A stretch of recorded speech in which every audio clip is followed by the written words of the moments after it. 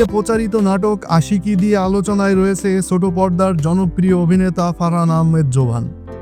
এই নাটকটি একদিনে সর্বোচ্চ ভিউ হওয়া বাংলা নাটকের তালিকায় জায়গা করে নিয়েছে।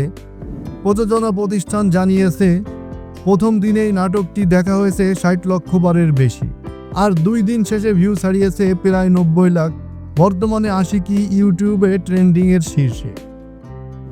এমন সফলতার মাঝেই নতুন করে আলোচনা এসেছেন জোবান, তবে এবার অন্য কারণে। সম্প্রতি তিনি সামাজিক মাধ্যমে শেয়ার করেছেন একটি ছবি, যেখানে তাকে দেখা গেছে ঢালিউড সুপারস্টার শাকিব খানের পাশে। স্বাভাবিকভাবেই ছবিটি ঘিরে জল্পনা কল্পনা শুরু হয়, তাহলে কি জোবান এবার বড় পর্দার পথে? অনেকে সাবিলার উদাহরণ টেনে প্রশ্ন তুলছেন, তাণ্ডব দিয়ে যেভাবে তিনি বড় পর্দায় পা রেখেছেন, ঠিক তেমনই কি কিছু ভাবছেন জোবান? ছবিটি নিয়ে জানতে চাইলে জোবান বলেন, আমাদের হঠাৎ করেই একটি আয়োজনে দেখা হয়, যেখানে সিয়াম, শরীফুল রাজ, তৌসিফ, মোস্তফা কামাল, রাজ ভাই সহ আরও অনেকেই ছিল। দেখা হওয়ায় মনে হলো একটি ছবি তুলে রাখি। মুহূর্তটা ধরে রাখতেই ছবি তোলা।